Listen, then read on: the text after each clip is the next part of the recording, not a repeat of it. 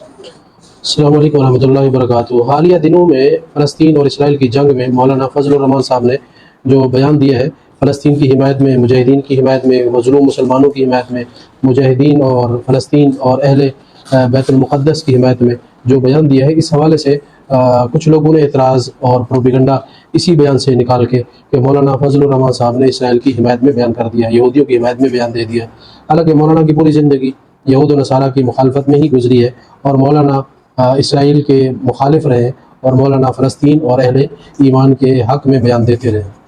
چونکہ ناقدین کا کام ہوتا ہے کہ اچھائی کے اندر بھی برائی تلاش کرنا، تو مولانا فضل الرحمان صاحب نے جو اہم بات کی ہے وہ یہ فلسطین کے مجاہدین سے درخواست کی تھی کہ میدان جنگ میں عام طور پر ظلم زیادتی کا بھی خطرہ ہوتا ہے، تو میدان جنگ میں اسلامی طریقہ کار یہ ہے کہ جب جنگ ہو تو اس موقع کے اوپر جنگ میں بھی کچھ شرائط ہے، بچوں کو قتل نہیں کرنا، اسی طرح خواتین کو قتل نہیں کرنا، اسی طرح بزرگوں کو قتل نہیں کرنا، اسی طرح وہ لوگ جو جنگ سے جن کا کوئی تعلق نہیں ان کو قتل نہیں کرنا۔ اس حوالے سے مولانا فضل الرحمان صاحب نے بیان دیا ہے، تو اس بیان کو لوگوں نے غلط رخ پہ پیش کر دیا ہے کہ دیکھیں جی مولانا تو اسرائیل کے حامی ہے اور مولانا مسلمان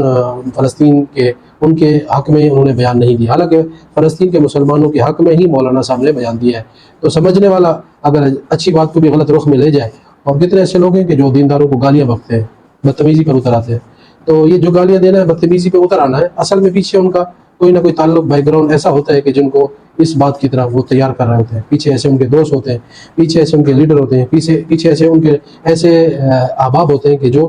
سرے سے اچھائی کو یا اچھے لوگوں کو پسند ہی نہیں کرتے، ان کو اچھے لوگوں کی اچھائیاں نظر آنے کے بجائے برائیاں نظر آتی ہیں۔ تو اچھا تو وہ ہے کہ جس کو امت کے مسلمانوں کے اکثر دیندار اچھا کریں،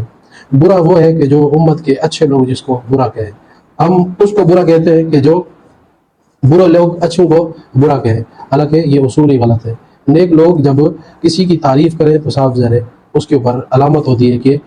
علماء کے ہاں جب کوئی بندہ اچھا ہے تو اچھا ہی عند اللہ ہوگا۔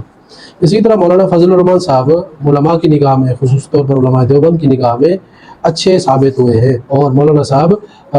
تقریباً دینی جماعتوں اور دینی طبقوں میں اچھی نگاہوں سے دیکھے جاتے ہیں۔ لیکن کچھ لوگ ہیں جو مولانا فضل الرحمان صاحب کو گالی دیے بغیر ان کو چین نہیں ملتا، تو مولانا صاحب کی ذات کو گالی دینے سے تو مولانا صاحب تو برے نہیں ہو جائیں گے۔ گالی دینا ویسے بھی کوئی کافر ہی کیوں نہ ہو، بڑے سے بڑا منافق کیوں نہ ہو، بڑے سے بڑا دشمن کیوں نہ ہو، اپنے اسلام کے کتنے بڑے دشمن ہیں، ابو جہل سخت ترین دشمن ہے کہ آپ کی زبان سے کبھی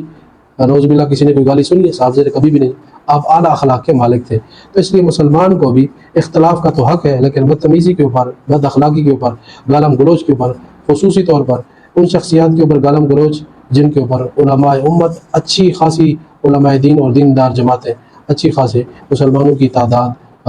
ان کو اچھی نگاہوں سے دیکھتی ہے اور اچھے الفاظ سے یاد رکھتی ہے، تو اس لیے ہر برائی اپنی طرف ہی لوٹ کر آتی ہے اس کا نقصان، اور ہمیں خصوصاً بڑوں کا، علماء کا تو بطریق اولا ادب احترام کرنا چاہیے۔ دوسرا یہ کہ سیاسی علماء اولین ہماری نگاہوں میں اچھے ہونے چاہیے، یعنی سیاست میں جو علماء ہیں، صاحب ذرا یہ بہت بڑا پروپیگنڈا ہے کہ سیاست میں علماء کا کیا کام ہے، حالانکہ یہ کام ہی علماء کا ہے۔ اگر یہ کام کریں گے تو صاحب ذرا دوسری عواموں کے اوپر اچھے اثرات پڑیں گے، اچھے اثرات پڑیں گے تو پھر اچھا ماحول پیدا ہوگا، لیکن ہم ان کو دیتے تو کچھ نہیں سوائے گالیوں کے۔ ہمیں چیزوں سے بچنا چاہیے، حقائق اور دینی جماعتوں کو دیکھنا چاہیے، دینداروں کو دیکھنا چاہیے کہ وہ بھی اس طرح کی گالیاں دے رہے ہیں یا نہیں، وہ ادب احترام کر رہے ہیں۔ تو پتہ چلا کہ جب امت کے اچھے لوگ کسی کی تعریف کریں تو اللہ کی نگاہ میں بھی وہ اچھا ہی ہوتا ہے۔ اللہ ہم سب کو سمجھ کی توفیق نصیب فرمائے۔ السلام علیکم۔